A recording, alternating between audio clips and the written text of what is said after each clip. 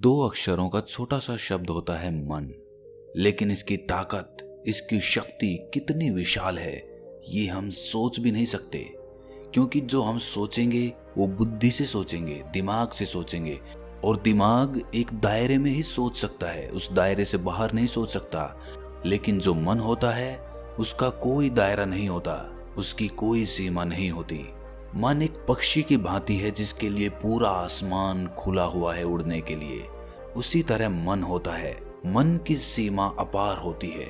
लेकिन जिस हथियार में जितनी ज्यादा शक्ति होती है उस हथियार को इस्तेमाल करना उतना ही ज्यादा कठिन होता है। यही बात मन पर भी लागू होती है। इसमें इतनी ताकत होने के कारण इसको इस्तेमाल करना भी उतना ही कठिन होता है। और अक्सर इंसान अपनी पूरी जिंदगी में अपने मन को इस्तेमाल करना सीख ही नहीं पाता, उसकी शक्तियों को पहचान ही नहीं पाता। अगर आप पूरे एकाग्र भाव से अपने मन में एक विचार और भाव पैदा करते हैं कि मुझे दुनिया के फलां देश की फलां लाइब्रेरी में रखी हुई फलां किताब पढ़नी है, तो ये पूरा ब्रह्मांड उस किताब को हमारे लिए उपलब्ध कराने में लग जाएगा। जी हाँ, सुनने में ये बात असंभव लगती है, लेकिन अगर हम पूरे एकाग्र भाव से विचार करते हैं और पूरा सच्चा भाव करते हैं उस चीज को पाने का, उस वस्तु को पाने का, तो पूरा ब्रह्मांड उसे हमारे लिए उपलब्ध कराने में लग जाता है। आज की जो मैं कहानी आपको सुनाने वाला हूँ उसके बाद आप अपनी मन की शक्तियों को इस्तेमाल करना सीख जाओगे। उसके बाद आप जो भी पाना चाहते हो, जो भी जीवन में करना चाहते हो, उसको अपने मन की शक्तियों से संभव कर पाओगे। तो इससे पहले कि आप इस कहानी में खो जाएं, इस चैनल को सब्सक्राइब जरूर कर लें। तो चलिए कहानी शुरू करते हैं। एक बार की बात है, एक गुरु एक आश्रम में अपने शिष्यों को ध्यान प्रक्रियाओं की शिक्षा देते थे। तरह तरह के ध्यान लगाने के रास्ते वो उन्हें बताते रहते। वो गुरु बहुत ही प्रतिभाशाली थे। उनके चेहरे से उनकी शांत और सौम्य मुद्रा सभी बच्चों को आकर्षित करती थी। उनका चेहरा हमेशा सकारात्मक ऊर्जा से भरा होता था और जो भी उनसे मिलता था या उनके चेहरे को देखता था तो उसके हृदय में भी गुदगुदी होने लगती थी। इससे सभी बच्चे आकर्षित थे। सभी बच्चे चाहते थे कि हम अपने गुरु की भांति बन जाएं, हम गुरु की तरह ही शांत और सौम्य बन जाएं। लेकिन बहुत प्रयास करने के बाद भी बच्चे उनकी स्थिति पे नहीं पहुंच पाते थे। वो इस बात पर कभी गौर ही नहीं करते थे कि गुरु ने इस अवस्था को पाने के लिए कितनी साधना की है, कितनी उम्र बिताई है, कितना संयम रखा है। उनका एक शिष्य था, वो भी उनसे बहुत ज्यादा आकर्षित था और वो चाहता था कि मैं जल्द से जल्द अपने गुरु की तरह बन जाऊं। इसीलिए बहुत सारी ध्यान प्रक्रियाएं करने के बाद भी जब वो उस अवस्था को हासिल नहीं कर पाया तो उसने सोचा कि गुरु हमसे पूरा ज्ञान नहीं दे रहे हैं, गुरु हमसे कुछ ना कुछ छिपा रहे हैं। इसी संदेह ने उसके मन को घेर लिया। उसका मन पूरा संदेह से भर गया और इस संदेह का निवारण करने के लिए उसने सोचा कि मैं पूरी तरह से गुरु की नकल करने लग जाता हूँ। जिस तरह पूरे दिन में गुरु आचरण करते हैं उसी तरह से मैं भी करूँगा तो मैं भी इस अवस्था को प्राप्त कर लूँगा। इसीलिए उसने सुबह शाम दिन रात गुरु का अनुसरण करना शुरू कर दिया। वो छुप छुप कर अपने गुरु को देखा करता था कि गुरु किस तरह बैठते हैं, किस तरह उठते हैं, किस तरह ध्यान लगाते हैं, किस तरह किसी से बातचीत करते हैं, किस तरह गुरु चलते हैं। उसने हर छोटे से छोटा गुरु का व्यवहार नकल करना शुरू कर दिया। जिस तरह गुरु आचरण करते थे उसी तरह उस शिष्य ने करना आरंभ कर दिया। पहले उसने देखा कि गुरु किस तरह बात करते हैं तो उसने भी उसी तरह बात करनी शुरू कर दी। फिर उसने देखा कि गुरु किस तरह चलते हैं तो उसने भी उसी तरह चलना शुरू कर दिया। लेकिन ये सब नकल वो गुरु से छुप छुप कर करता था, उनके सामने कभी नहीं करता था। लेकिन कुछ दिन बीत जाने के बाद वो हिम्मत करके एक दिन गुरु के साथ चल पड़ा। उस समय गुरु एक नदी पर स्नान करने के लिए जा रहे थे। वो गुरु के साथ साथ चल रहा था और नदी पर पहुंचकर गुरु की तरह ही नदी में उतरकर उसने स्नान किया और उसके बाद जिस चट्टान पर गुरु बैठकर ध्यान करते थे उसी चट्टान पर वो गुरु से पहले जाकर बैठ गया और वहीं पर ध्यान करने लग गया। गुरु ने सब भांप लिया और उन्हें समझते देर नहीं लगी कि ये शिष्य मेरी नकल कर रहा है। इसीलिए वो पास की ही चट्टान पर जाकर ध्यान करने लग गए। उस शिष्य ने सोचा था कि गुरु मुझसे कुछ ना कुछ कहेंगे और वो ध्यान करते वक्त यही सोच रहा था कि किसी के बोलने की आवाज आती है कि नहीं आती। लेकिन थोड़ी देर बाद भी जब गुरु कुछ नहीं बोले तो उसने आंखें खोलकर गुरु की तरफ देखा। गुरु उसकी तरफ देखकर मुस्कुरा रहे थे। इस पर शिष्य ने पूछा कि गुरुवर, आप मुस्कुरा क्यों रहे हैं? इस पर गुरुजी ने कहा कि बेटे, तुम मेरी नकल क्यों कर रहे हो? शिष्य ने कहा कि गुरुजी, मैं आपकी तरह बनना चाहता हूँ।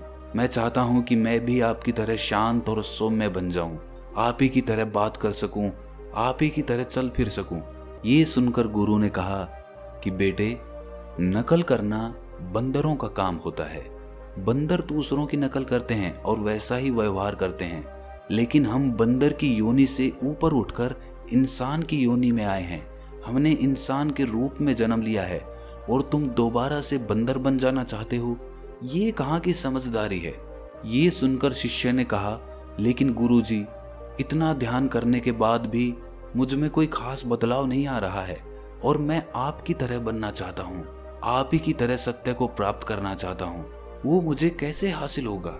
ये सुनकर गुरु कहते हैं कि पहले तो तुम मेरी नकल करना बंद करो और इसके लिए मैं तुम्हें एक छोटी सी विधि बताता हूँ। क्या तुम कर पाओगे? शिष्य ने कहा, जी गुरुदेव, मैं बिल्कुल करूँगा, आप बताएं तो सही। इस पर गुरुजी ने कहा कि तुम 1 महीने तक अपने विचारों को देखना शुरू करो और जो भी विचार आता है उन विचारों की संख्या के रूप में तुम लकड़ियां इकट्ठी करने लगो। ध्यान रहे, एक विचार के बदले 1 लकड़ी, और 1 महीने में ये सारी लकड़ियां इकट्ठी करके जो सामने झोपड़ी है उसमें रखते जाओ। ध्यान रहे, हर एक विचार के लिए 1 लकड़ी। जब भी तुम्हें कोई विचार आए तो उसके परिणाम स्वरूप तुम 1 लकड़ी उठाकर उस झोपड़ी में रख देना। ये प्रक्रिया तुम 1 महीने तक करो। शिष्य ने कहा, जी गुरुदेव, मैं ऐसा जरूर करूंगा। मैं 1 महीने तक जितने मुझे विचार आएंगे उनके परिणाम स्वरूप उतनी ही लकड़ियां इकट्ठी करके इस झोपड़ी में रखता जाऊंगा। इस पर गुरु ने कहा, इसके साथ तुम्हें एक काम और करना है। जो भी विचार ध्यान, ज्ञान और सत्य का होता है, उन विचारों की लकड़ियां इकट्ठी करके झोपड़ी से बाहर रखना। ध्यान रहे, बाकी विचारों की लकड़ियां झोपड़ी के अंदर और जो ध्यान, ज्ञान और सत्य की लकड़ियां हो वो झोपड़ी के बाहर रखनी है। और ये सब प्रक्रिया तुम्हें 1 महीने तक करनी है। इस पर शिष्य ने पूछा, लेकिन गुरुजी, इससे होगा क्या? गुरुजी ने कहा कि ये तुम्हें ये प्रक्रिया पूरी करने के बाद ही पता चलेगा। तुम बिना परिणाम की चिंता किए हुए इस प्रक्रिया को 1 महीने तक करो।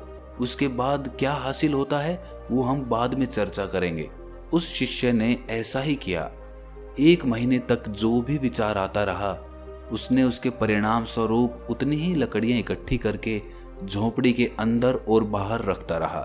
1 महीने का समय बीतने के बाद वो गुरुजी के पास गया और गुरुजी को कहा कि गुरुवर, मैंने वो प्रक्रिया पूरी कर ली है। ये सुनकर गुरुजी उसके साथ आए और उस झोपड़ी के अंदर गए जहां पर उसने वो लकड़ियां इकट्ठी कर रखी थी। गुरुजी ने देखा कि वहां पर बहुत सारी लकड़ियां इकट्ठी हो रखी हैं। इसके बाद गुरुजी बाहर आए तो बाहर उन्होंने देखा कि बहुत थोड़ी सी लकड़ियां इकट्ठी हो रखी है।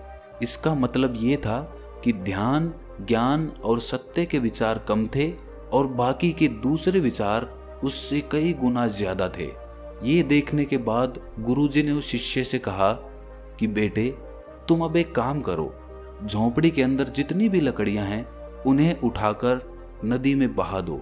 ये सुनकर शिष्य आश्चर्यचकित होकर बोला कि गुरुजी, ये तो बहुत सारी लकड़ियां हैं, इतनी लकड़ियों का बोझ तो मैं उठा भी नहीं पाऊंगा। ये सुनकर गुरुजी मुस्कुराए और बोले कि जब तुम इतनी लकड़ियों का बोझ नहीं उठा सकते तो इतने विचारों का बोझ कैसे उठा लेते हो?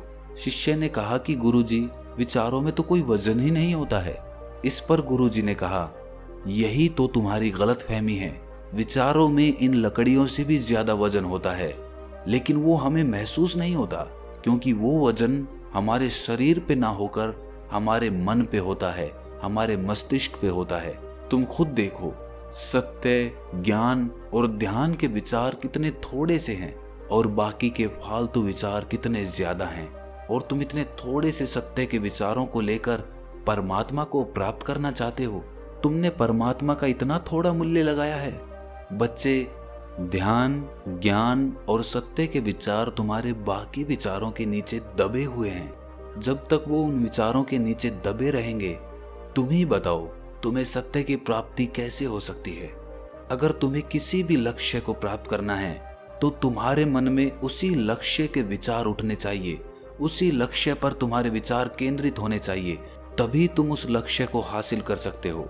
ये सुनकर वो शिष्य गुरुजी के चरणों में गिर पड़ा और उसके बाद उसने कहा कि गुरुजी, आज से मैं जो भी सोचूंगा वो ध्यान और सत्य के संबंध में ही सोचने की कोशिश करूंगा। इसी तरह से हम सब अपना लक्ष्य तो निर्धारित कर लेते हैं कि हमें सरकारी नौकरी करनी है, हमें बिजनेस करना है, हमें कामयाब होना है, ये तो हम निर्धारित कर लेते हैं। लेकिन इसके निर्धारित करने से ही हमें लक्ष्य नहीं मिल जाएगा, बल्कि हमें सुबह शाम दिन रात अपने विचारों को उसी लक्ष्य पर केंद्रित करना है। बाकी सब फालतू की चीजों से अपने विचार हटा दो और अपने लक्ष्य पर अपने विचार केंद्रित करो। एक बार अगर तुमने लक्ष्य पर अपने विचार केंद्रित कर दिए, अगर तुमने सच्चा भाव बना लिया अपने लक्ष्य के प्रति, तो दुनिया की कोई ताकत नहीं है जो तुम्हें अपना लक्ष्य पाने से रोक सके। तुम्हें किसी की मोटिवेशन की जरूरत नहीं है, खुद की मोटिवेशन खुद बनो। और उसके लिए जो ताकत चाहिए, जो पावर चाहिए, वो तुम्हारा मन, तुम्हारा मस्तिष्क तुम्हें प्रदान करेगा। लेकिन इसके लिए तुम्हें अपने लक्ष्य के प्रति सच्चा होना पड़ेगा। अगर अपने लक्ष्य से ही धोखा करोगे तो समझ लेना तुम खुद के साथ धोखा कर रहे हो।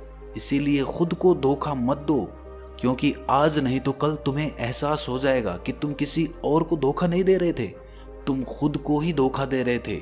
खुद को ही तुम झूठ में रखे हुए थे, खुद के मन को ही तुम पागल बना रहे थे। क्योंकि आखिरकार तुम जो भी करोगे वो खुद के लिए करोगे। अगर कल को तुम अपना लक्ष्य प्राप्त करोगे तो सबसे ज्यादा खुशी किसे होगी?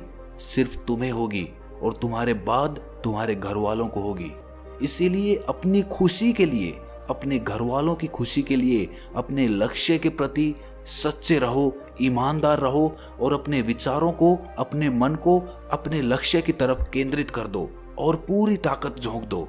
फिर देखना कि जिस लक्ष्य पे तुम 5 साल में पहुंचने वाले थे, वो लक्ष्य तुम 1 साल में हासिल कर लोगे। तो दोस्तों, कैसी लगी आपको ये कहानी? कमेंट सेक्शन में जरूर बताना। अगर अच्छी लगी तो चैनल को सब्सक्राइब जरूर कर लेना। तो मिलते हैं अगली कहानी में, तब तक के लिए अपना ख्याल रखें।